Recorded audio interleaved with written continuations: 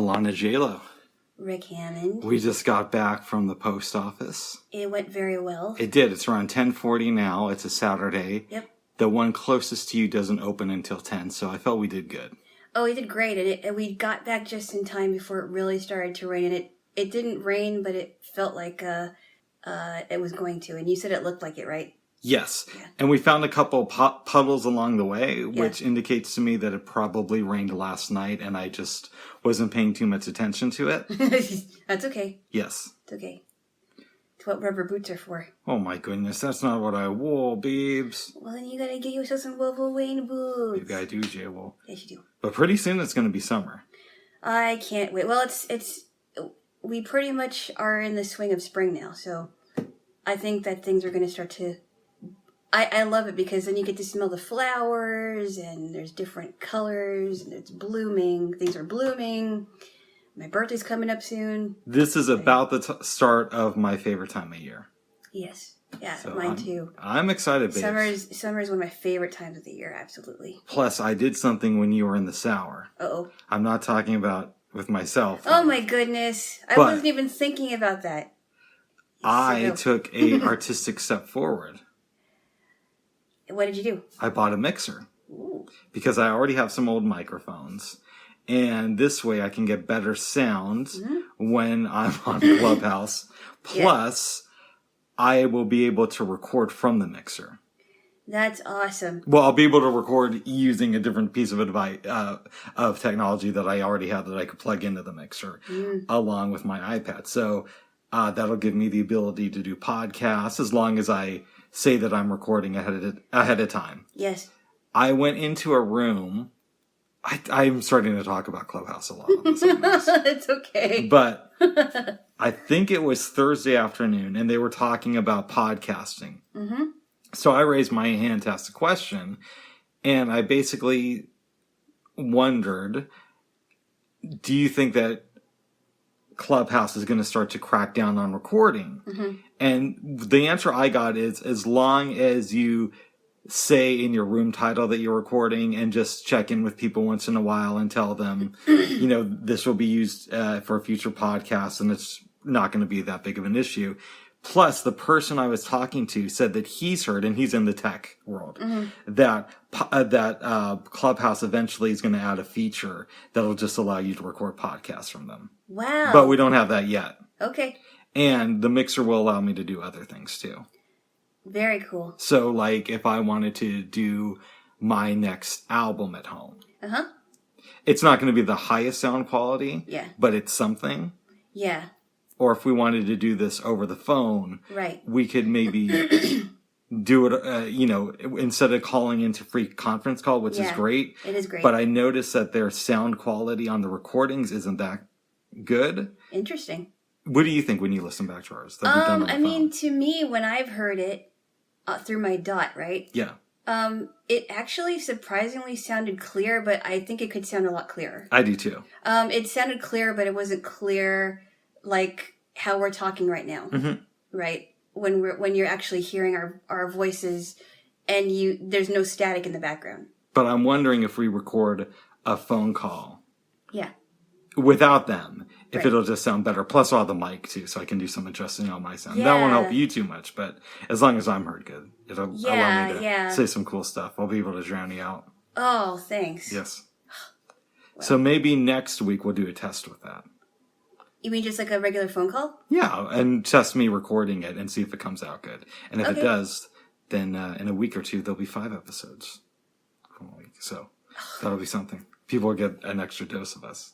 I don't know if they want to hear our private conversations. Well, I don't care what they want to hear. But no. It is our I would rather that if you're going to record a phone call between just the two of us, I'd rather that you record 1 or 2 and then you kind of listen back and see if it actually works. I am going to make sure that the audio is good, babe. Yes. I'll post it unless you say something deflammatory. I don't want you to post it. Oh my god. Well, maybe people won't get that then. No. It's a private conversation. If it's really good, just delete it and forget it ever happened. Oh. Well, I'm going to let you know that we're doing a test, babe. I'm not just going to record you without your knowledge. No, I know that you're not going to do that. I'm just saying, We'll talk about some really interesting stuff, okay? Okay. We always talk about interesting stuff, though. Yes. Yeah.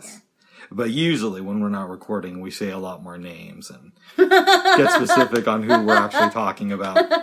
Yeah, I don't want to do that. I thought this morning went well. I woke up around 4:30. Wow. I should probably say first that I went to bed around 12 because after we decided to go to sleep, I went back on Clubhouse and I listened to the scientist talking about how, there's different dimensions out there. And at least this is speculated in string theory. Yeah. So in the normal scientific world, and don't ask me to explain this because my knowledge only goes so deep. That's okay. There's maybe 4 dimensions if we count time. 4 dimensions in space? In all of existence. In all of I don't know the specifics, babes. Like I have heard the phrase "the 4 corners of the earth." So that's different. That's different, yeah. I can't explain it all. I don't know either. But what I'm trying to tell you is some lady was trying to tell him, they say that there could be up to 14 different dimensions. And he was trying to explain, that comes from string theory and it's really complicated and we don't know the ins and outs of it yet. It's super interesting. And then I listened to this nail artist talk about her work. So I go to bed, wake up at 4:30, and I start to panic because I realized that we had to go to the post office to mail something for you today. And I did not think that I brought a pen. I was thinking that too. I was thinking as I was kind of waking up, and I'm like, oh no, I forgot to ask him I forgot to remind you about a pen. And I thought, I thought I was forgetting something. So it was almost like we were reading each other's minds in some way. And I'm like, I was going to ask you to check if you had a pen. But then I thought, well, I wonder if the post office would let you borrow a pen, but then that would be kind of strange. They do, but then it's like I have to write it down. That takes time. And since I'm blind, that's going to be a whole thing. Yeah. So I laid there for a while, listened to some music, finished the book I was reading, Can't Stop, Won't Stop by Jeff Chang. It was really interesting this morning. They were talking about the founding of the Source magazine. Super fascinating stuff. A lot of it I didn't know. Huh. Yeah. But in any event, finally around 6, I get out of bed, check through my backpack, and it's the first place that I look. 1 pen. That is funny. So I got lucky, babes. You might want to keep that in there for a while in case you really do need it. Yes, babes. Again. Yes, babes. Yeah. You got up or woke up. We talked for a while. I woke up after 6:30. 6:30ish. I kind of was a little bit tired, but I didn't really go back to sleep. But we must have been talking for a while because I thought it was close to. It was close to 8, I think. At one point, I look at my phone and it says 7:57. Yeah. It felt like we were only talking a couple more minutes. Go to the living room, and then I check and it says 8:23. So I don't know what happened in that 26 minutes, but it must have been very cool, provocative stuff. That was very weird. We must have been talking for 26 minutes. Yes. I got us some breakfast. We should also say nothing happened last night because there's some cramp issues going on.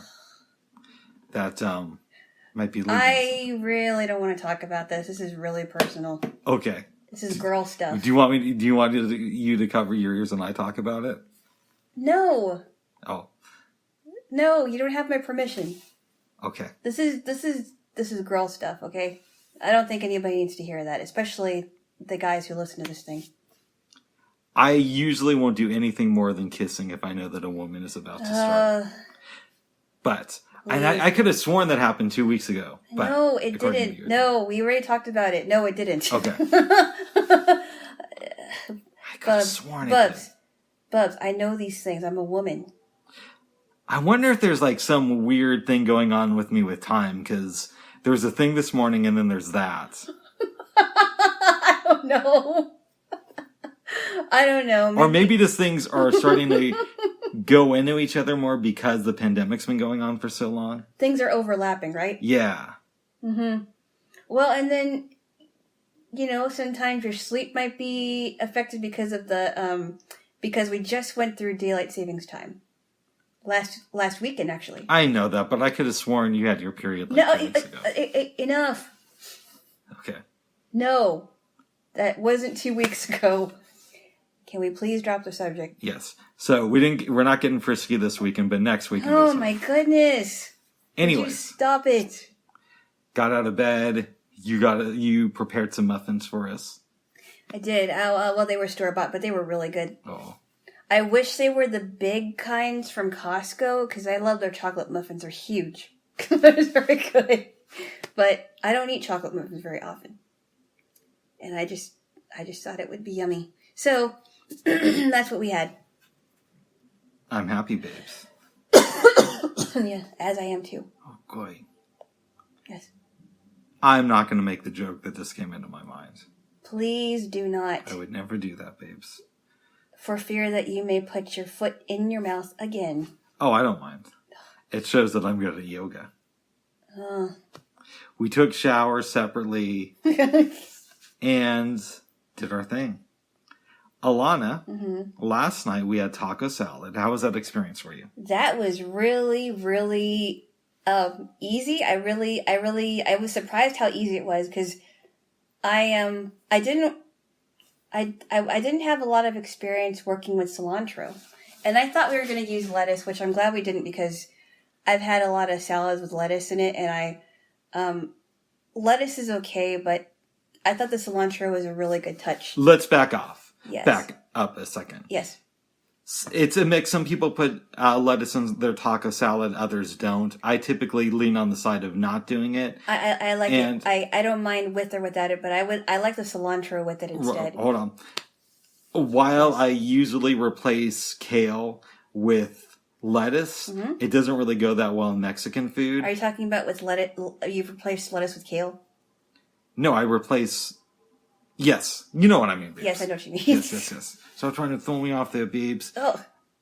I don't... cilantro isn't replacing lettuce, though. It's just a spice that you add on it. No, but I would rather have the cilantro in the salad just because it's so different. But anyway, it was really easy to do, pretty self-explanatory.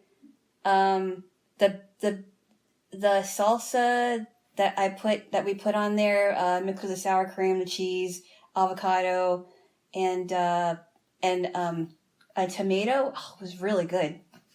It was a really, really good dinner last night. Yes. And I had some leftover tostada shells, which I will be using this week. And we used about at least 3 of them. And it just made it so yummy.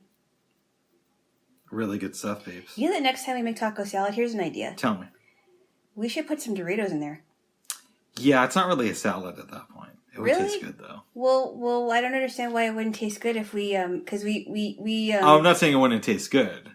So I'm trying to be a little bit more mindful about what I eat. I know. Just so I lose some weight. I understand. Yes. Why you mean you're mindful here, okay? Oh. Mindfulness. Oh, we talked about the Ram Dass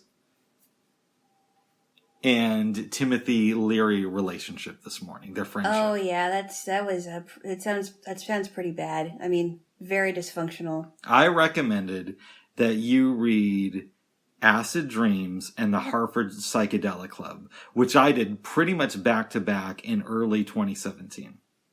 Okay. You did not seem interested. Not really. Why not? Did you say the Harvard? The Harvard Psychedelic Club.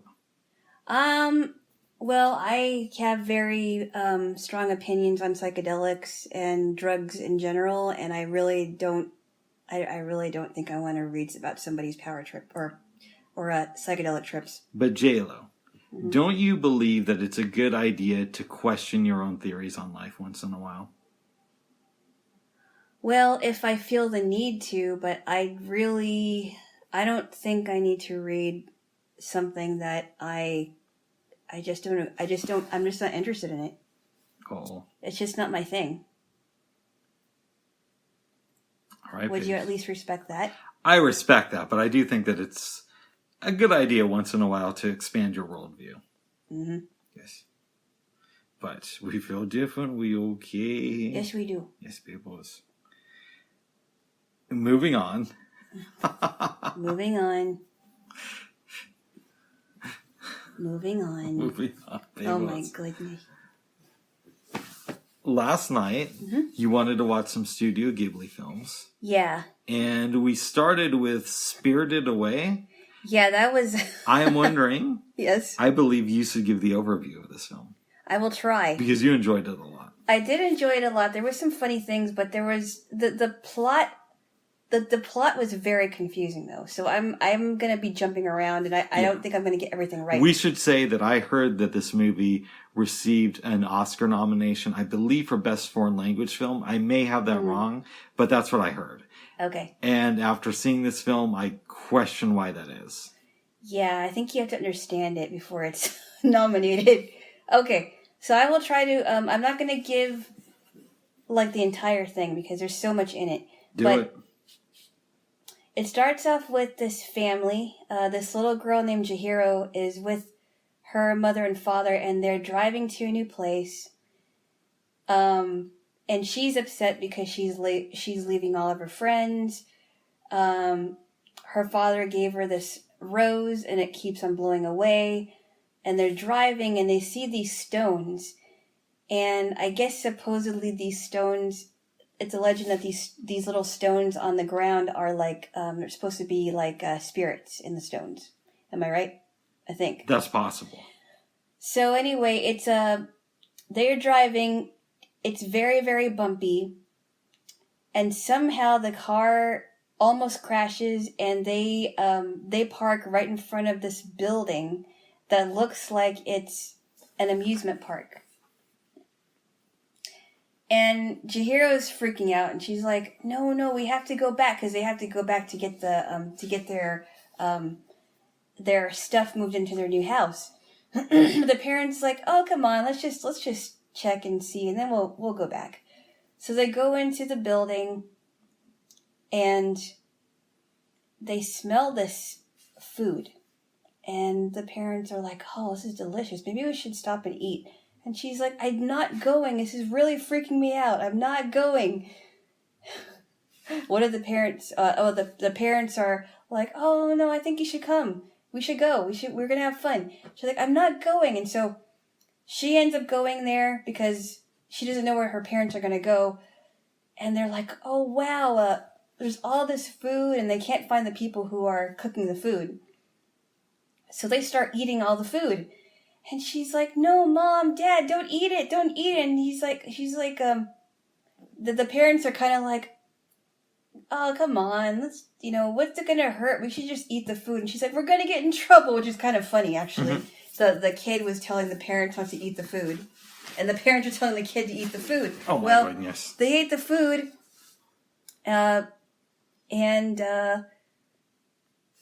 She doesn't know what's going on. She leaves them for a second. She leaves them for a second. She meets up with Haku. Haku is this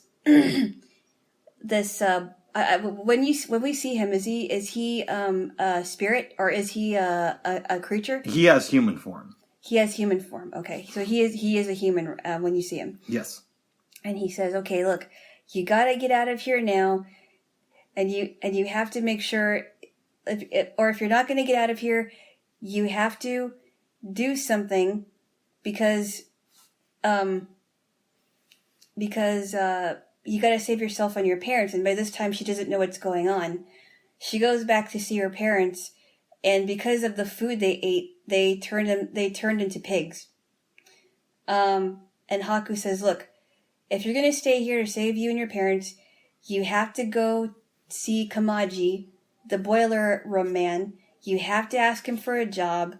He's going to trick you and try to get you to leave, but you have to ask him for a job so that you can work to save you and your parents."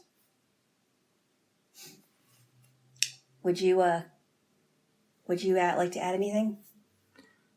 Hamaji is a very old man, and she goes down to see him. Do you want me to continue, or do you want to? Yes. I'll give a little bit more of the backstory, and then we'll let you pick it up. Yes. She's like, bro, I need a job. He basically says, no, you can't have one. There are these like little creatures coming out of the wall that throw, I think, these black rocks into something that powers the building. Yep. One of the creatures is almost killed because of the weight of it. The little girl, what's her girl's name? Jaylo picks up the rock, throws it in, and this other lady, Lynn, comes into the room. I know, very Japanese name. I know. She didn't sound Japanese either. No. Well, it's an American. Yeah, it's an Americanized. Jahaji says, Jaylo is my granddaughter. I want you to hook her up with the witch and make sure that she gets a job. They leave. Jaylo, continue. Okay, so they leave, and Lynn then takes her down to see Yababa. Yababa is the head honcho of that world that they're living in. She's this very evil witch. With like hair that kind of looks like garlic. But before they can make it there, Lynn and Jaylo make a delivery, and Lynn sends her on her way. She gets back on the elevator with this thing called the radish monster. The radish spirit, yes. Then she goes to see Yababa. Right. Who makes Jaylo sign a contract and change her name to Sen. Yeah. What's his name? Comes to get her. Haku. I have something in my nose. I feel like I'm digging for gold. You keep telling the story. So Haku says, look, you are going to have to work here, hey! What? Don't try to put my toe in there. I don't want to pick my nose. It's dirty in there, babes, and I have something in there. Ew! No! Leave my feet alone. Anyway, so Haku is pretending to work for, or is acting mean or distant. Mean to Sen, but the reason why he's doing it is to protect her, and he says, look, from now on, since you're living here, you have to be known as Sen. You can't use your real name. You have to do that for so that you survive here. So Yababa gets her to sign a contract. She is in charge. Her and Lynn are in charge of this bathhouse for spirits. So they have to get the baths ready, and whatever spirits come in, they have to administer the bubbles and the water, because they go in there to replenish themselves. Do you want me to? Yes. A lot of stuff happens. We're going to skip over a few scenes because this is when it gets very abstract. It's very strange, yeah. So let's just say a few talking points. The girl Haju?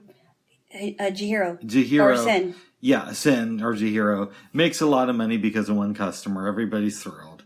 There's a few other people who come in. At one point, there is what's called, I think, a gold monster who keeps giving people gold, but then it turns... They think he's a stink spirit at first. No, that's another one. Oh, a different one. I'm sorry. Yes. Okay. This is where this movie goes off the rails. Yeah. But we'll get to that when we get there. Yeah. No Face, I think, is a gold creature. Yeah. Eventually, No Face starts eating people.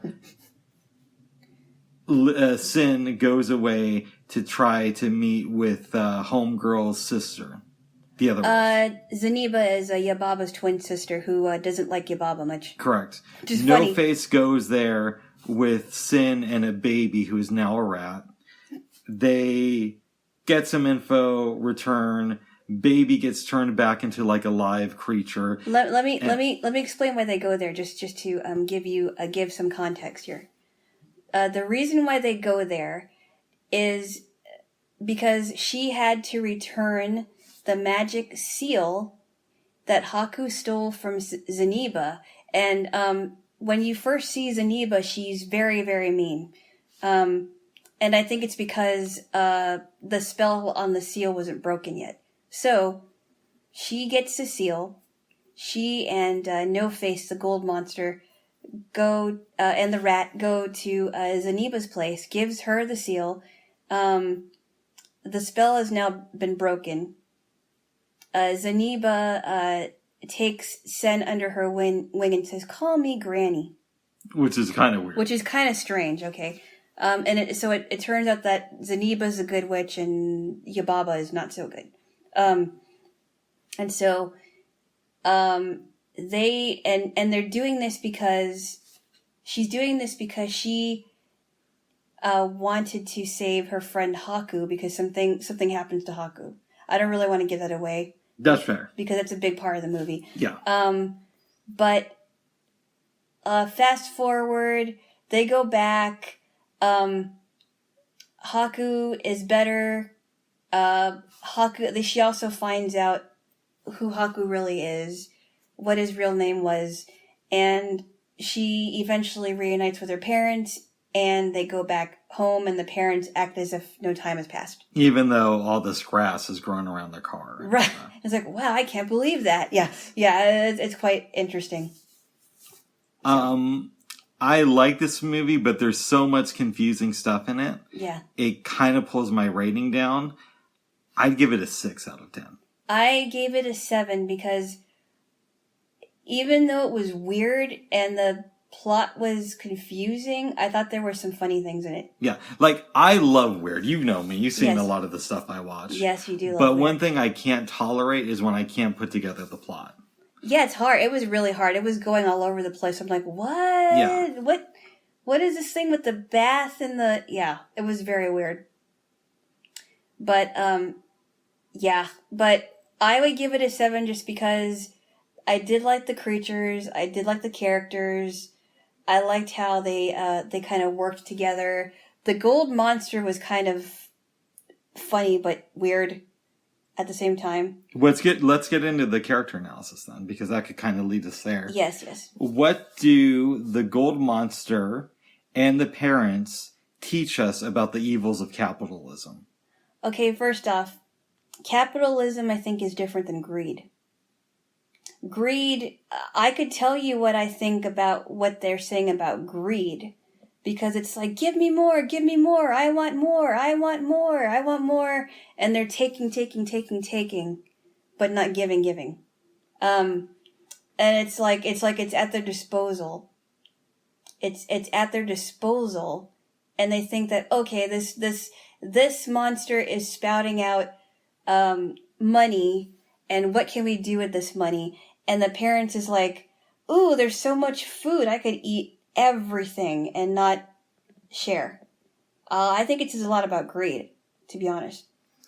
Aren't capitalism and greed, if they're not married, they are definitely kissing cousins? No, I think socialism and greed are more kissing cousins than capitalism. I think capitalism creates a lot of jobs. If you do any research on free markets, how I would recommend that to look up some interviews with Milton Friedman, because he was very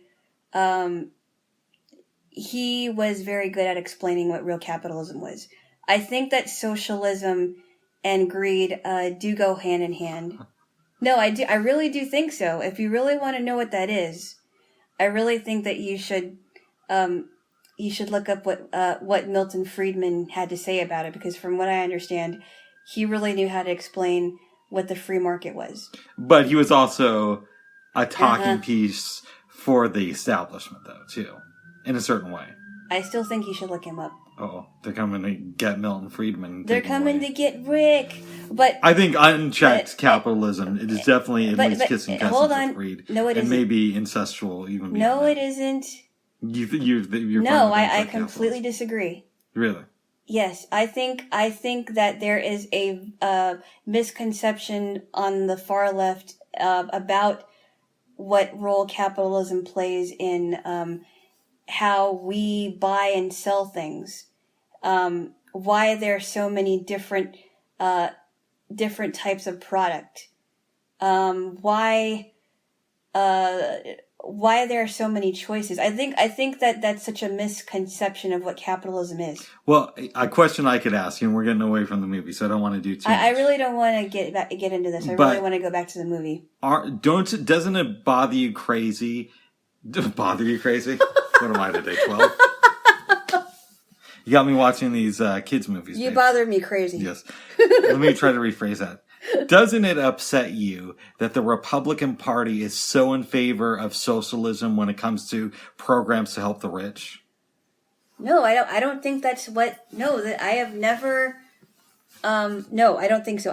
Maybe the establishment because there's a total difference. You've got people and the Republicans that are established people, and the Democrats out there are the established people, and in some cases, both of them agree with each other.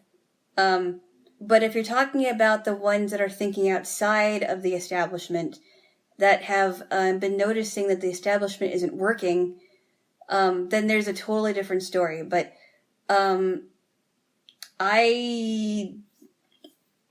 think we should go back to the movie. We don't have to talk about. I don't want to talk about this. We don't have to talk about all the welfare that Donald Trump helped give to the rich with his $2 trillion tax cut in 2017. All right, let's stop. We're not going to out-tickle each other. Oh, I will. And I'll win. Oh my goodness. You could out-tickle me because you can't out-argue me. So I understand why it's a good defense because I know more than you do. No. And this is the only way you can win the argument. No, it's not the only way I can win the argument. You're just not paying attention to what I'm saying. Yes. Yes. We don't have to talk about welfare queens like... All right. Ow. Oh, you right? Ow. You right? Bubs. What happened? You scratched my face. Oh, I'm sorry, babes. Ugh. I'm sorry, babes. You all right? Yes. I was just going to say, babes, we don't have to talk... But, okay, enough hot shots. We won't talk about welfare queens like... Hey, like Donald Trump. I wasn't going to tickle you. Okay. All right, no, you can't touch this. But I was going to do that. No, because you don't want to stop this. Ow. Sorry, babes. You all right? Yes, I'm fine. Okay. All right. Okay. All right. Moving on from Please. Yes. What do the parents in this movie tell us about neglecting their kids? I really don't think that they I don't think they know what's going on. It's kind of like they were oblivious at that park, right? Because Chihiro, here they are. They stop at this park. They're supposed to do something important like move into their new house. The dad does not know, isn't good with directions, apparently. The mom's trying to keep him from crashing into stuff. And the fact that the parents are neglecting what Chihiro is saying, like, come on, we have to go back. This is freaking me out. We have to go back. And they're like, oh, come on. This food is delicious. It's just here, And then I'm like, isn't it aren't the parents supposed to tell her, no, don't eat this? Oh my goodness. They're supposed to be, it's almost like they kind of given up the responsibility. Yeah. Of taking care of their daughter for just a few minutes. Yeah. Just for a few minutes of tasty food. I just think it's... Did I scratch your face that hard? Well, I did feel it. Oh. It wasn't... I'm not bleeding. It was an accident, right? I'm not bleeding. Because you were like trying to tickle me and I wasn't trying to tickle you. I was reaching for your iPad. Okay. And I wasn't going to completely grab it away, but I was going to stop you from going on. I thought you were trying to tickle me. Babe. No, I was not. Oh, so if I was going to tickle you, I was going to go somewhere else. Ooh. No. Ooh. No, right, I was going to go here, or I was going to go over here. You see? Oh. This is the funness of being in a blind relationship is you never really know what's going on.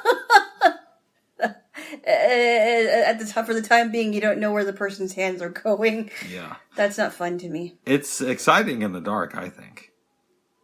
Oh, I suppose. I don't know where your mind's going. I think we should get out of there. Go on. Yeah, get your mind out of the gutter, babe. Come on. Get your mind out of the gutter. Also, the witch with the weird name, Yababa, had a baby that she was kind of neglectful of, too. Yes, she was. She was. And the baby was huge. Huge. Yes. That was weird. That was a very, very weird plot line. Mm-hmm. I wasn't,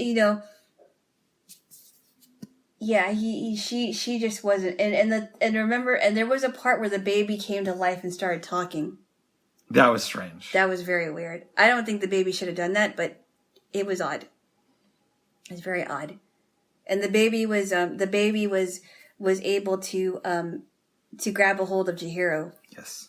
Yeah. What's the old guy's name in this film? Kamaji. What does Kamaji tell us about being kind to strangers? Well, I was under the impression, because Haku said, look, Kamaji is going to trick you and he's going to be this way to get you to leave. But I think it sounded like he had compassion for Chihiro, and he knew things that were going on with Yababa and how she was controlling Haku and how he forgot his name. So I think he had compassion for her because she was just a human, and the creatures rather didn't take to humans very well. Was Kamaji a human? I believe so. Okay, maybe that's why he had compassion for her and for Haku, and you kind of see that he has definitely warmed up to her, and really feels bad that Haku is. What happened to Haku. Do you think that the parents in this movie are good, or should they have their daughter taken away by child services? I think they're okay, but they could be better. I don't think that they mean to neglect her. I think that they just don't listen. They just aren't paying attention. Yeah. They're oblivious. I don't think that they're bad parents, but I do think that they don't have a clue. Wait, is that safe to say? Yeah, that could work for me. What do you think happens to them after they leave this experience? Like, how long have they been in this world? I would imagine maybe for a few weeks. Has the dad lost his job? Do they no longer have the house that they were going to? Bubs. What? Bubs. What? They do move into the house. Do they? I think so, because remember, they're like, oh, we have to go back to find the movers. Yes, but they are still under the assumption that they were only there for like a couple minutes. Yeah, but you realize that they weren't aware that they were pigs. Right, but they also weren't aware of the passage of time, and presumably the movers would have come and left in the weeks that they were in there.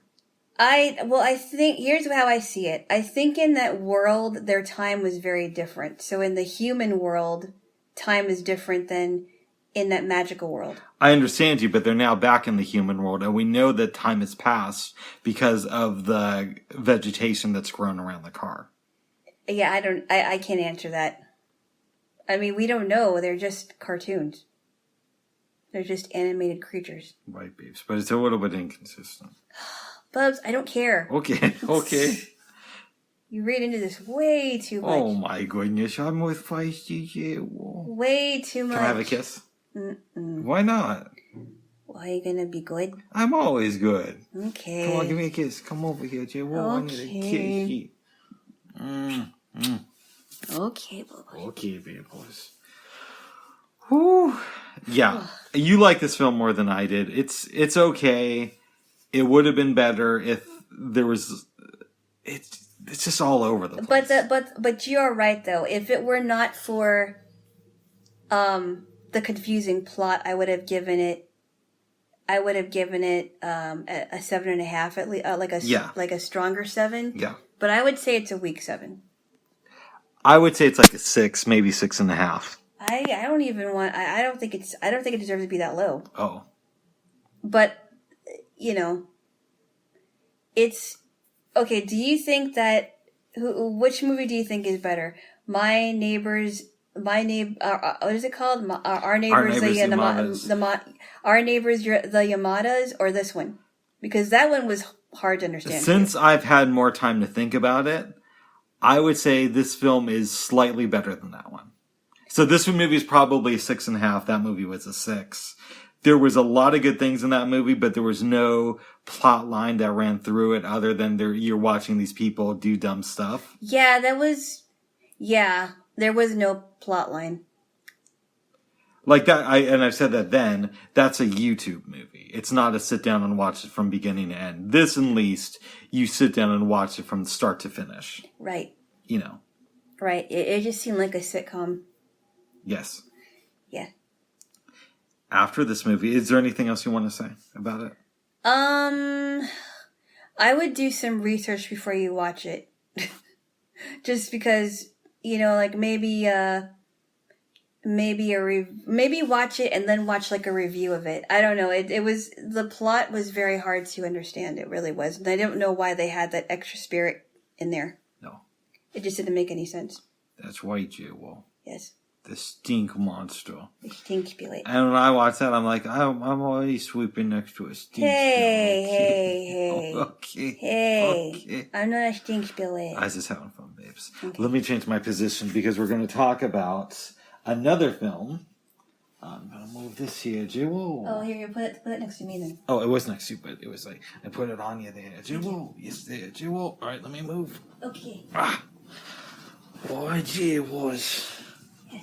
So, we watched this movie, it ends, and I'm thinking to myself, what are we going to watch next? But you still wanted to stick with the Studio Ghibli theme. Yeah, because I was like, there's so many things that we've never seen, and I thought maybe we might find a good one after this. And we watched, what was it, when Marnie was there? When Marnie was there. So I was hesitant even to press the play button after that last movie, but I did. And I gotta say, this movie was so good. So good. Like, it's not a 10 because there are a few little things like the main character is named Anna. And Marnie was blonde. Was blonde. But if you can get past that, yeah, I'd say this movie is a 9 right off the bat without even. I would give it a strong 8. Okay. Between an 8 and a 9, yes. So it starts off, there are these kids playing, and we see a girl named Anna who's maybe around 12-ish. 12-ish? I would say 14. I think between 12 and 14, yeah. Between 12 and 14, somewhere in there. She is doing some drawing, has a weird, we think, asthmatic attack. And she's not a part of any, she doesn't really have, like, any best friends. Correct. Next we see her, a doctor is examining her at Gina Davis's apartment. Gina Davis plays her guardian, her auntie. At least in the dubbed version. Yeah, the dubbed version. She calls her auntie. Yeah. Gina Davis decides to send Anna off to stay with family. The Oiwas who are relatives of hers. Right. Living in like the farm area, small city, Japan, right? I don't remember what it was. Okay. The village. So she goes there. The Oiwas are really, really nice people. I like this family a lot. I should say that the I forgot what their names were, their first names. I don't remember what their names are. But they are super cool in this movie. Like, there's one point I thought that they were going to, like, flip out on her, and they just kind of, like, laugh it off. They seem like generally nice people, but it doesn't seem like they know what's going on with her, though. I disagree. I think that they're just letting her be her and get whatever she needs to get outside of her system. Really? Yeah. Okay. So you don't think that they're neglectful? No, not at all. Okay. So she goes to their place. Everything is cool. She likes the room because she has, like, a view of the ocean. Yep. Spending time, doing different things. At one point, they go and meet a lady who has a daughter, a heavyset girl. Yeah, and Novako is the daughter, I think. Novako. Yeah. Novako and Anna are with some of Novako's friends for the celebration. And you're supposed to write down something you want.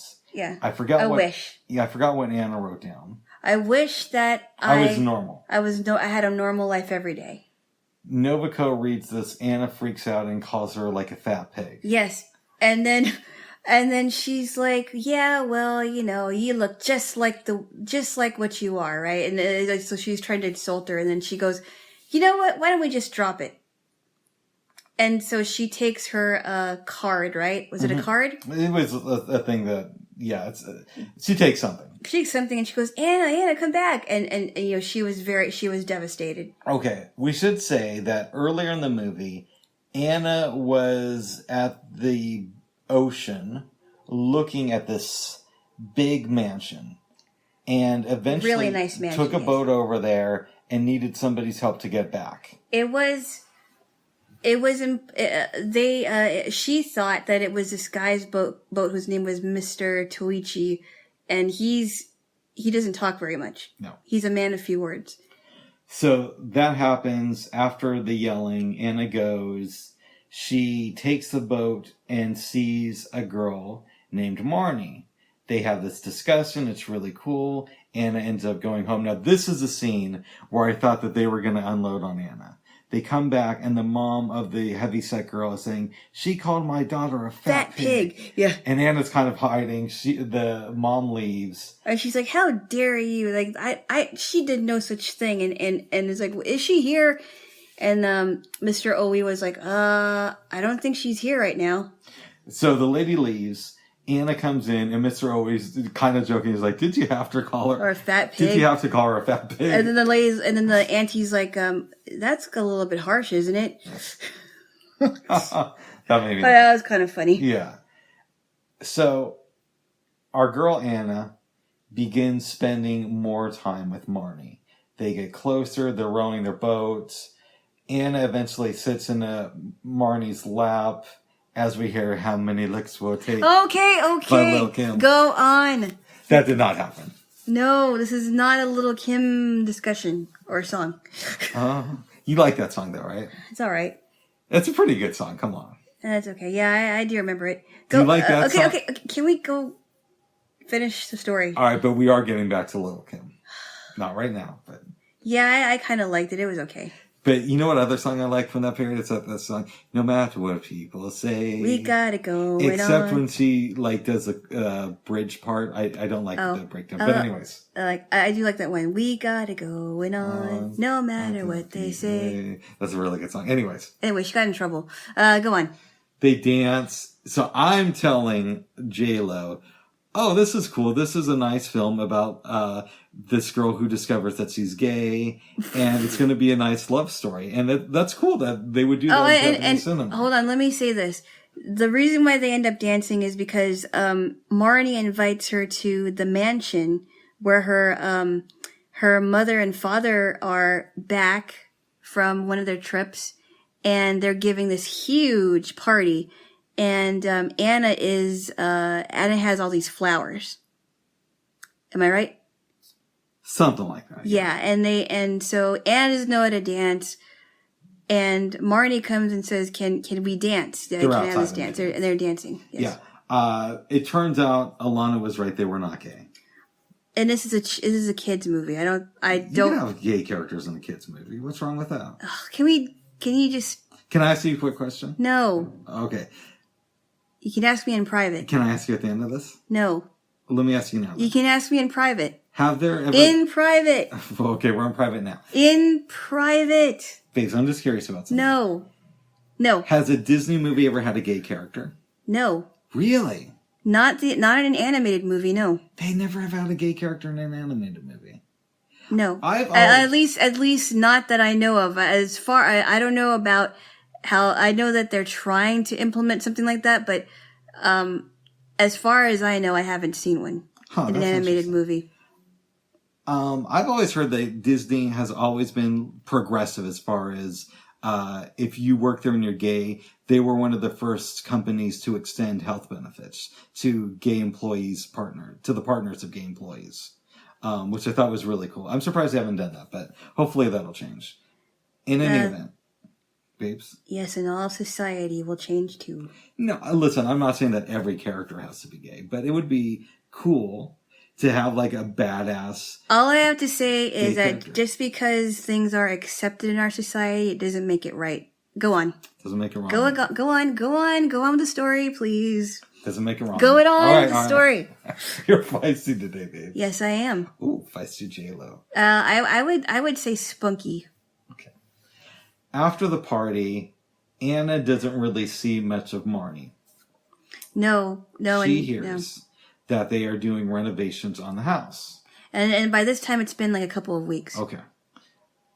She goes there and finds this little girl who says, "Hey, you're Marnie. I found your diary." Anna reads it, and Nessie's like, wondering what's up. I thought Marnie was real. I don't remember writing this diary. Eventually she sees Marnie again. They start talking and exchanging stories about their lives. Yep. We know that Anna was adopted, but we don't really understand the full extent of it until now. Yeah. When we learned that the parents died when she was very young. She was adopted by her grandmother, who also passed away like a year later. And at age 5, Gina Davis took her into her home. But we don't know the extent of the connection. And because of this, she's always called Gina Davis Auntie. Right? Well, then that's not even her name. But I thought Gina Davis was her name. Gina Davis was the voice of the character, and I can't remember what her name was like Yuriko, I think. Yes. May I chime in? You can, but we're just going to call her Gina for short. No, go ahead. So they're talking, and Anna tells Marnie her story about what really happened with her. She's a foster child, all this other stuff. Marnie tells her the story that she barely sees her father and mother. She only lives with Nan, which we think is her grandma, Nan and the 2 maids, but the maids frighten her, and they and the grandma wasn't very nice to her either. And the maids have frightened her, and she told a story about the silo. What is a silo, actually? Can you explain what that is? I think we should leave that up for people to discover by themselves. What a silo is? Yeah. Do you know what it is? Well, I want people to discover this. It's like an old building. Okay. All right. I don't even know what that is. I've never been in one. I've never been in one. But what she was saying is they would frighten her and say, "Hey, we're going to put you in the silo," and it hasn't been used in a long time. And they were going to go up there to put her into the silo, and she was crying. But I think it started to rain, so they decided not to do it. And Anna said, "Hey, I know what. I'll go to the silo with you together, and so we can face our fears together. I'll go there with you, and then we will go back home." They go to the silo. There's all this stuff in there, including rats. Anna's freaking out. She meets her there. I think this is when Marnie starts having these flashbacks. And she's like, no, like, stay with me. I'm really, really scared. And in the midst of her crying, and Anna is still with her, she calls for Kazuhiko. And we're gonna explain who Kazuhiko was. And so she's crying, and she says she sees Kazuhiko, and she says, "Kazuhiko, I'm so glad you're back.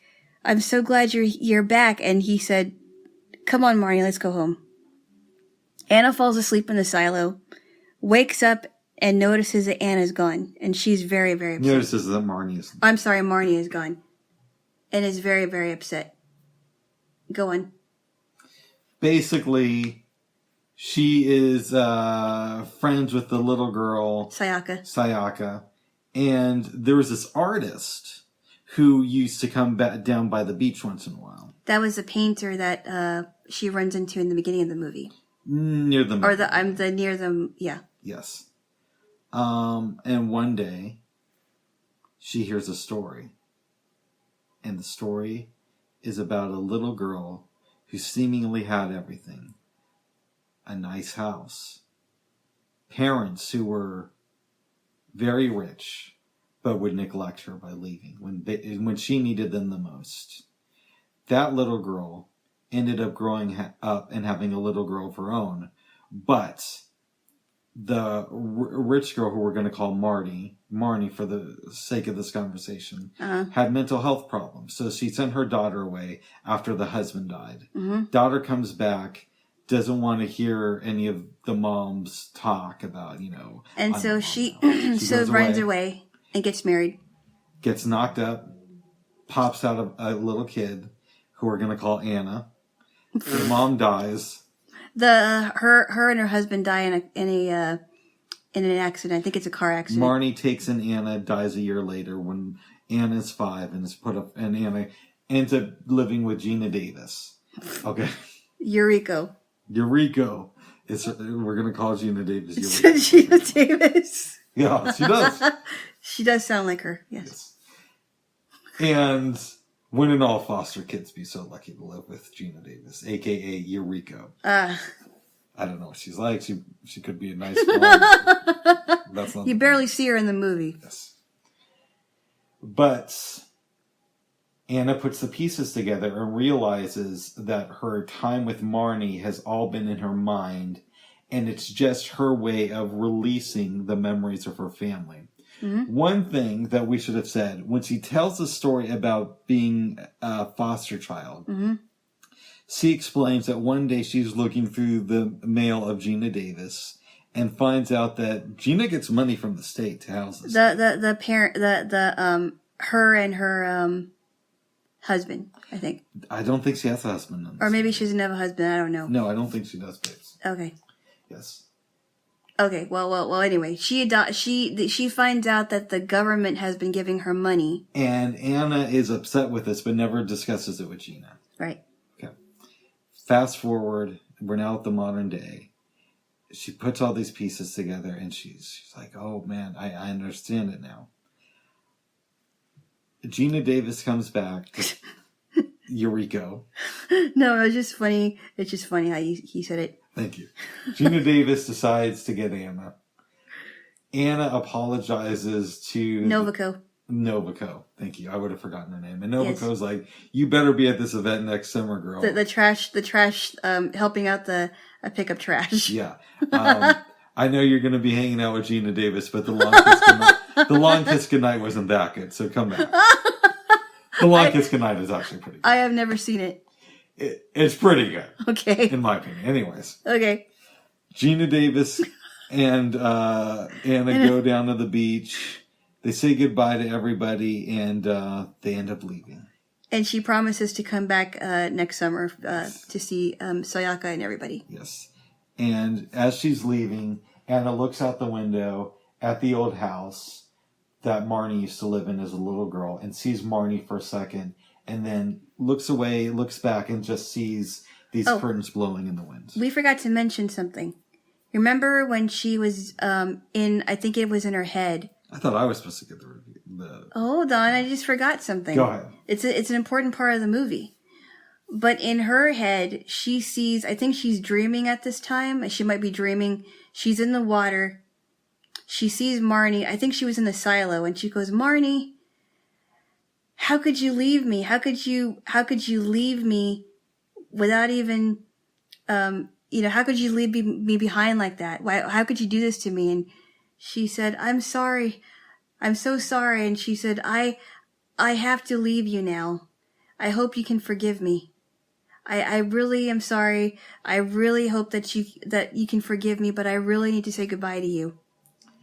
I don't know that we needed to add that right here, but I appreciate it. I know, but I forgot that scene because it was an important part of the movie. When we first started doing this, I thought you said you didn't want to give away every scene. But... No, I know, but I forgot that one. Well, give me a kiss, because I forgot to kiss you this morning. Man, you're picky. You seem a little bit tense since we started recording, babe. Oh. I love you, babes. I love you too. I love my intense jewel. Oh. Intense J is what we used to call you back in the day. So that's basically the end of the movie. It's very good. It's really, really powerful. It is a movie that is definitely a little darker, one of the darker movies that we've seen for kids, but I think it really is powerful. It really makes kids and adults think about things like that. I couldn't see Disney making a movie like this. It would not. I think it would find a happier ending, right? Even though I think the ending's really good. It is a really good ending, but I think it would make the story a little bit more happier. Mm-hmm. Yeah, I would say that. Yes. So I guess it's time to break down some of these characters. In a way, I kind of feel that the story does that already. Yeah. So we're not going to do a lot of this. Yes. Just because of that, right? But I guess a thought I would have is, what did you think of Anna when she first leaves to the country versus what you thought of her at the end of the movie? I thought she was very closed off and very depressed, and I thought maybe she was kind of like, I don't fit in, I'm a nobody. She seemed like a loner. I wasn't sure what to think about her. And by the end, what did you think? I think that there was, because of Marnie's help, how she experienced Marnie, I think it really helped her to open up and really share things that she normally wouldn't share with anybody else. What does this movie teach us about avoiding things? I think once you realize that you have a problem, it's the best thing is to not avoid it. The best thing is to not avoid it and to not sweep it under the rug, but to expose it, to share it with people when you're ready to share it. I know I asked you this earlier, but I cannot remember the name of the couple that she stayed with. The Oiwas. The Oiwas. Yeah. What do the Oiwas teach us about parenting? Because I have definitely thoughts about this. Okay. Well, you said something interesting that I never thought. I wasn't sure what to think about how they were parenting, but I think maybe you might be onto something as far as, well, why don't we let her do her thing and try to get used to this environment? And if we see, we'll give her the choice to make her own choices. But if we see if there's something wrong, we'll step in, maybe. Yeah, I think the Oiwas are the type of parents that are good for kids who think independently. I think they encourage independence and discovering who you are. Right. And I also believe it helps that their kids are a little bit older because they've been parents already, so they know what it's like to have a teenage daughter who's going through a rebellious stage that probably looks different from Anna's, but there are certain themes that run through the mind of a teenage girl. I do think that if something was wrong, they would step in, though, and try to figure it out. But I think they wanted to just, and maybe that was good for her to let her kind of figure out what's going on with her. Call somebody fat. Did you have to call her a fat pig? Did you have to call her a fat pig? I mean, that was a little harsh, wasn't it? And they kind of like, oh, okay. I feel that that's where most Disney movies would have taken a more serious turn. And they would have had the parents or parental figures yell at the kid and the kid run away or something, Yeah. If this was a Disney film. I do believe that kids do need structure. I think there needs to be a balance between structure and discipline, but also independence. Like, you cannot be a helicopter parent. No. But I think it worked for Anna because she was, they didn't know what was going on with her. And I think they wanted her to make friends and she was going to find a way to do it. Whether it was in her head or not. Mm. You know what I mean? Yes. I mean, it worked for this movie anyway. What did the Oiwas teach us about having a positive disposition? I think maybe they thought, well, life is too short to be so serious all the time. The grandma, I'm sorry, not the grandma, the mom of Novico, right? I think she didn't really stop to think, well, what kind of place was Anna in when she called her daughter that name? Even if it wasn't a nice name, what kind of a place was she at? Was she angry? Was she frustrated? And didn't, think, oh wait, she's in a new place. She doesn't know this person. She just was having a bad day. I don't know. But is that Nobuko's mom's thing to consider, or should she be more worried about her daughter? Maybe it's a little bit of both, right? Maybe her daughter, maybe she should worry about her daughter, and not worry so much about Anna, or maybe it's just both. Well, no, but I think if you worry about your daughter, you're going to advocate for her because she still is a kid. True. I mean, yeah, that definitely wasn't a nice name for Anna to call her, but I don't know. I mean, also consider what? You've said worse. Oh, jeez, I did not. Go ahead. But then she also has to think, well, Anna just came here. She's feeling probably a little bit left out.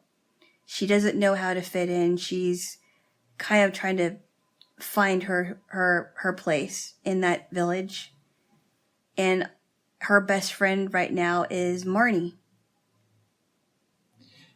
who is imaginary, but to Anna, she's real. Yes. And she was real at one point. Yeah. But the relationship, this is why this is such a good movie. The relationship with the childhood Marnie was imaginary. Yep. What does this film teach us about reality? Well, I think that when you're thinking about like suppressed feelings, and I don't really know about what psychologists have said about suppressed feelings, but I heard some things where there have been some cases where people will have these imaginary realities, like they'll remember things that they don't know, they think is real, but it's actually a suppressed memory from before. So I don't know. It's hard. It seems really complicated to me. I like that about this movie. It is. Yeah. I like it too. But I don't have any experience with any like suppressed memory. So I really can't say a lot about that. No, but Marnie is real to Anna. I'm talking about the childhood version. I know that. But she's not real to us. No, she isn't. She's only real to Anna. Yes. Yeah. And I think that was daring. It could have easily gone off the rails. Yeah. But they had strong people working on this movie. And you can tell. Mm-hmm. You can tell that they put in the work into this film. And the young girl, whoever she was, who played the voice of Marnie, was really good. Yeah. My main complaint is I wish that they would have given Marnie and Anna more Japanese sounding names. I know. Yeah, I know. And, maybe Gina Davis didn't have to do the voice of one of the characters. Yeah, it could have been a Japanese person who did voices for anime. I don't know. Yeah, and that's why this movie isn't getting a 9.5, but it gets a 9 from you though. Yeah. It gets probably a 9.3. It's very, very well done. Yeah, I think it's just as good as Kiki's Delivery Service, but different. Yeah, exactly. That's how I would phrase it. Yeah. They're different movies, but they're both equally as good. Very good, yeah.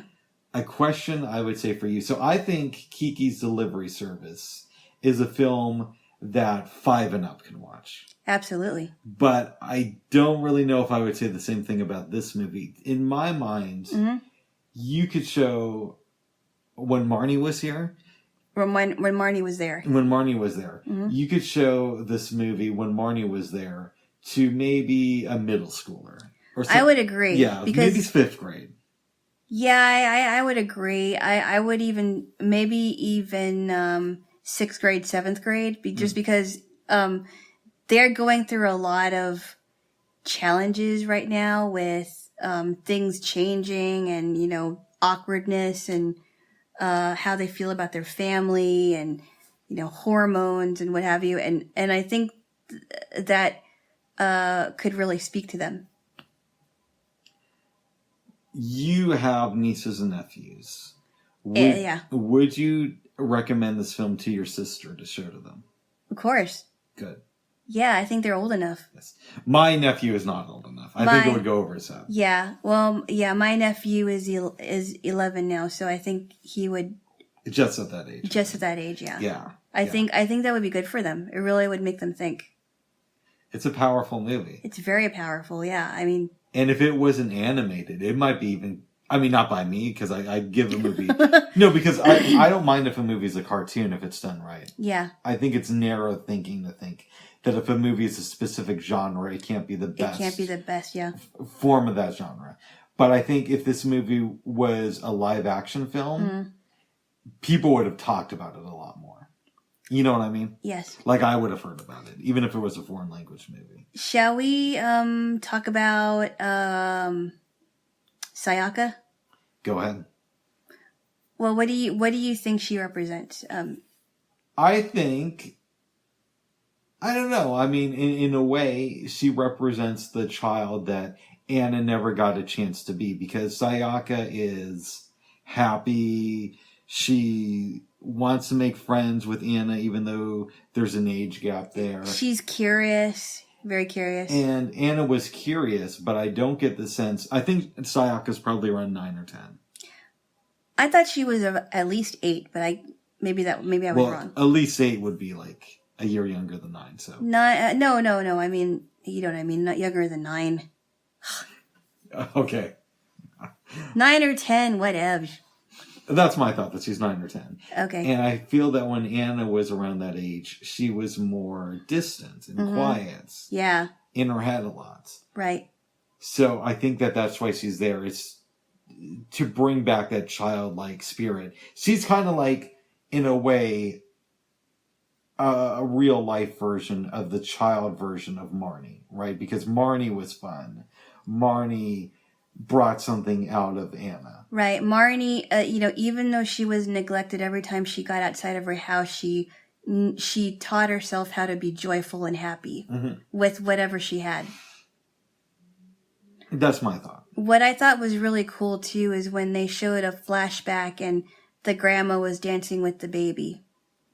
That's that kind of explains why there was that dancing scene in the middle of the movie. Yes. Yeah.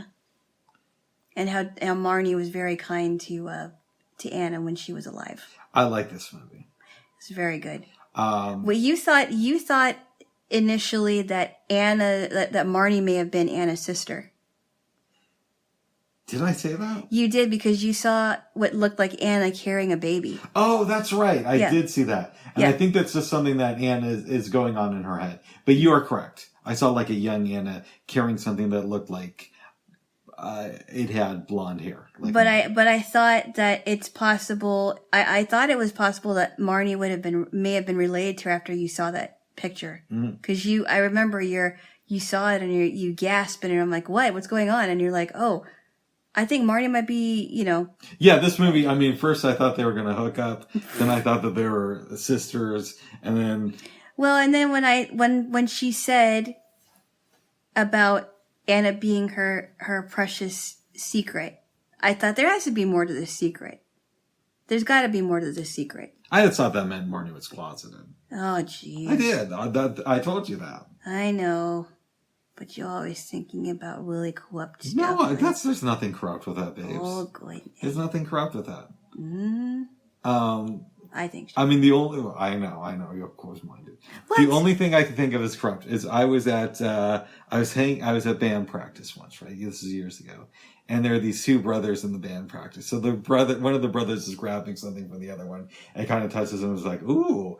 And then the band director's like, no, guys. I would deal with a lot of stuff in my house, but not incestual brothers. That's just That's just gross. That's really corrupt. But it was said for a laugh, and I think the brother was touching his brother in more of a, hey, we're having fun with this.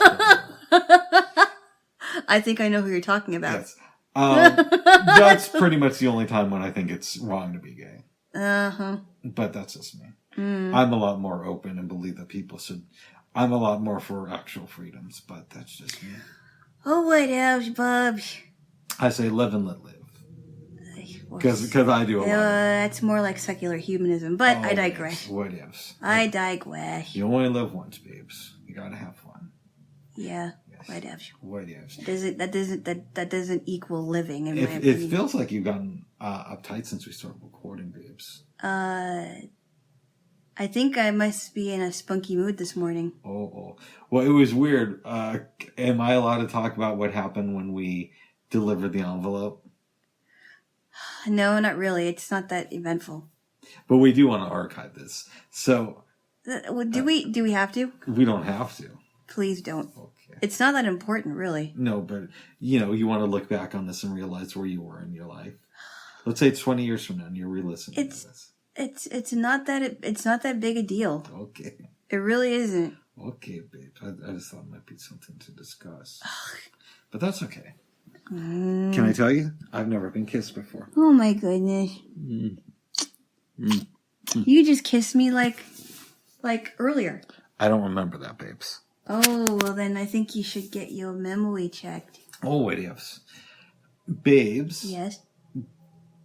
Did you have any dreams last night? No, but I will. I have to tell you, I started a new book. I decided that I'm going to read a couple books on Greek mythology because I have not read Greek mythology since I was in 7th grade, and I thought this is really fun to read. It's something different. It's more like, there's magic in it, and it's just a myth that because they use it to explain away what they thought about nature and things in nature and what have you. And I thought it was kind of fun to read, just for fun. Nice. So I read a couple of myths. I think one is called,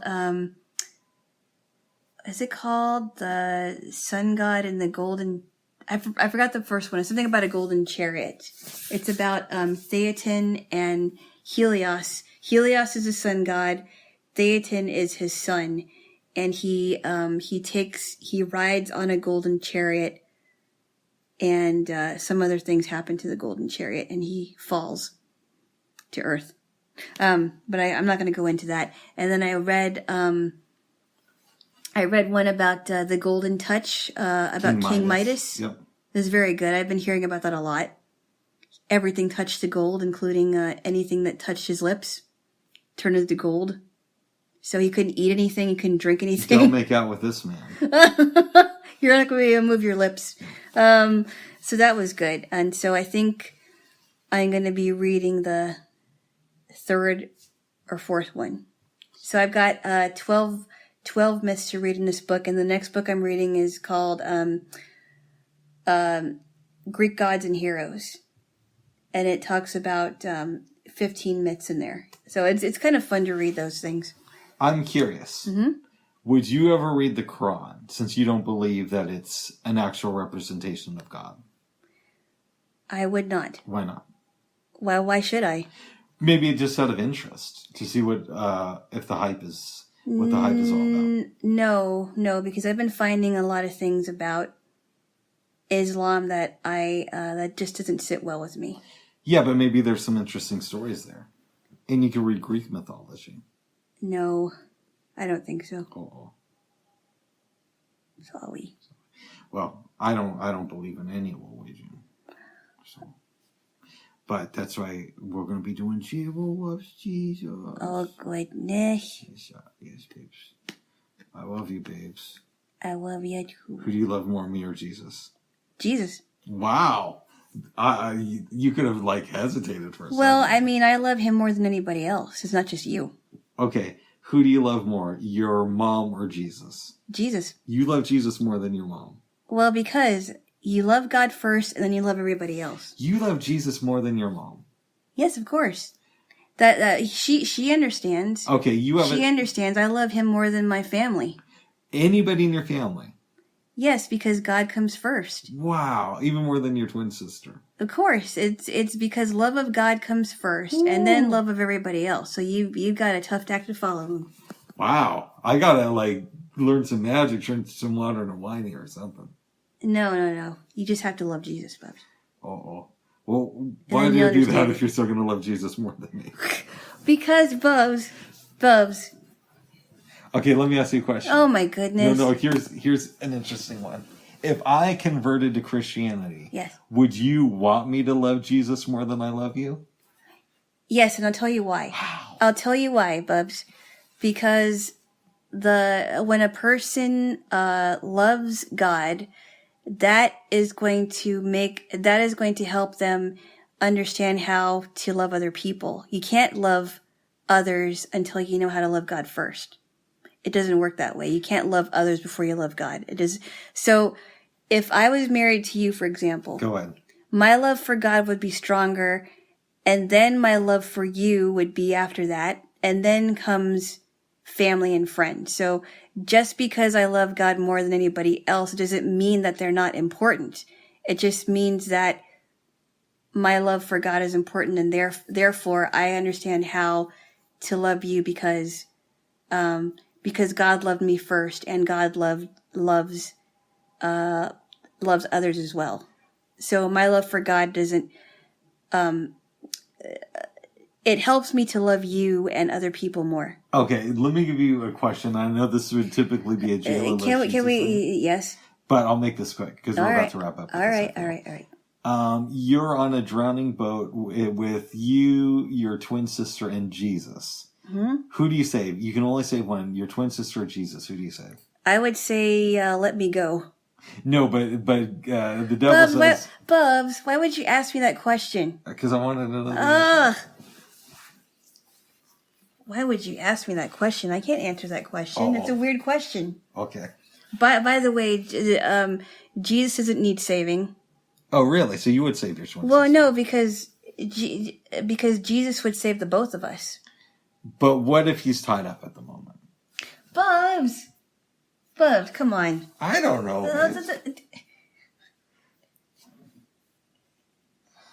Oh my goodness. What if he's Bubs, he's not tied up at the moment. Okay. He's in heaven right now. No, but I'm saying what if he comes back and there's a situation where you're on a boat that's drowning? Well, Bubs, come on, really? I was just curious, Fitz, but apparently you're not going to answer the question. No. Yes. Wow. They all know that you love Jesus more than them. Yes. It doesn't bother. It doesn't bother them. It doesn't mean that I don't love them. See, this is going to sound weird. It doesn't bother me that you love Jesus more than... I mean, it's a little bit strange, but I can handle that. Yeah. But it's even stranger that you love Jesus more than your family. But here's why I say that.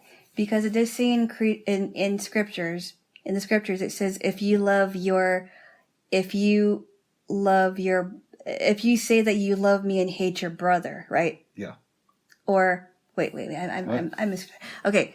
So you can't love Jesus and hate your brother or your family members, but he does say that if you love your father or mother more than you love me, because you can't love anybody else. It's hard for you to love other people if you don't. It's hard to love other people if you don't understand if you don't understand the love of God the way that God would have you to understand it. You can't follow God and love other people before him. It just doesn't work that way. Wow. But it's good. It's a good thing because God's love is unconditional. That's what agape love is. Wow. Yeah, if you read the book called The Four Loves by C.S. Lewis, he explains what agape love is. That's the ultimate kind of love. I consider that as big as I love you more than I love Jesus. Oh my goodness. But I love you, babes. I love you too. But there is a limit to your love. No, well, I mean, it's not that I, yeah. No, I just love Jesus more, but it doesn't mean It doesn't mean you love me less. Exactly. I just love Jesus more. Yeah. Doesn't mean that I love anybody less. I mean, and also and I don't mean this to be insulting, but I do see him as kind of like a fictional character. So it's like, and again, I don't want this to be insulting. It's like if I came to you and said, I love Buffy the Vampire Slayer more than anybody else on this planet, including you and my nephew. And my sister. Yeah, that's a little bit different. But I've seen Buffy. But Buffy is actually fiction. But I've seen Buffy. But Buffy is a character. I know you have seen Buffy. But I'm under the belief that Jesus is a character too. I could be wrong with that, but no, you are. Oh. That there is. I mean, there are. I know that there are people that are just like, well, I have to see it to believe it. But there are ways to know that he is there without seeing him. You know, he is there even if you can't see him face to face in the flesh. Oh, interesting. Well, Jaylo, but we are going to talk more about that in the next one. Jesus. Yes. All right, Jaylo. Unless there's anything else you want to say. I want to eat a snack. I want to eat a snack too. Yes. All right, babes. All right. Well, let's wrap this up for now. But let me get a quick kiss. Yeah, because you don't know how to kiss, right? Is that what you're going to say? I don't, but I was too embarrassed. Oh my goodness! You just did a while ago. You could have fooled me, Bubs. Well, good, babes. I almost called you Jesus. Jaylo, you really do love Jesus. I do. Yes. I do. Well, absolutely. I guess somebody has to, so it's good that you. Well, there's a lot of people that do, Bubs. But you also love snacks, so. I do, and I like sharing snacks. Yeah, good. I like sharing snacks with people I do love. What if... Bubs. What? You're going on and on and on about this. We're not going to go on with the rest of our day if you keep doing it. Okay, all right. But I could ask, so maybe I'll say what Jaylo was. Oh my goodness. But okay, one last question. If Jesus came here and he's like, Alana, I don't want you to give Rick any more snacks because those are snacks that you're not giving to me. You would obey. Well, first off, he would never say something like that. Okay. And secondly, that would make him sound to be very, very selfish. Oh. Very selfish. And he is not a selfish God. Oh. I don't think he would think about, oh, why are you not giving me that? No. It's just not like that, no. All right, one more, and this is hypothetical. All right. Jesus comes back to Earth. Yeah. And you know it's him. Like, there's like no doubt in your mind it's him. Yes. And he says, Alana, I know you're not going to believe me, but I really like AOC. And my goodness. No, hold on. And I want you to not only vote for her for president, I want you to volunteer and get the word out that she's running for president and tell other Christians to vote for her. And there's no doubt in your mind that this is Jesus. What would you do? Bubs, come on, really? Yes. You have to put a political spin on this. Yes, what would you do? You want me to get feisty again? Would you? No, I wouldn't. You wouldn't vote? No, I wouldn't, because I would be like, no, you are not going to. That I would very much question if it was really him or not. But let's say there's no question in your mind before that. Bubs, I cannot answer that question. Ooh, off is a baby's butt. I saved my face this morning, babes. That's why I took so long in the shower. Ooh, very nice. Yes. Wow, so hold on. You love Jesus more than me and politics. But you love politics more than Jesus. No, I love Jesus more than politics. So you would vote for AOC if Jesus voted? No, I wouldn't. Because I don't think that his values would align with hers. I think there's a very, very stark contrast. Wow. Yes, there is. No, I really don't think that her policies would align with his policies. Okay, another quick scenario. Bubs! I'll make this quick. No. Can we save it for the next one, please? But I can ask. And I'm hungry. But I can ask this question in the next one. Maybe. Because I know I'm going to remember what it was, and it has to do with politics and Jesus. Ugh. If you promise me, I can ask it in the next one. Okay, fine. No, I don't think I've ever kissed anybody. Oh my god. So if I could get a quick kiss. Bubs, you just kissed me like a minute ago. I'm having memory problems today. Guys, do you believe this? Honestly, I don't think so. Give me a kiss. I don't think I've done this in a while. Babes, you just made a farting noise. Jesus doesn't like farting. I hate to tell you that. How would you know that? I mean, you think this guy is fiction. I do, but I don't know. Let me ask you this, babes. Oh, that felt good. Oh, babes, that feels good. Okay. So let me ask you this real quick. This is kind of a fun one. Would it bother you if Jesus came back? He was hurt. No. And he's like, I'm glad you love me, Alana. I love you too, but I really like hanging out with Rick. I know he's a heathen, but he's a really fun heathen. Would that bother you? Bubs, really? All right. I think we should wrap this up, babes. One more kiss. All right, babes. I love you. Unless there's anything else you want to say. Watch the 2 movies that we we talked about. Yes. And decide for yourself. Absolutely. All right, everybody. Bye-bye for now. Bye-bye. Bye-bye.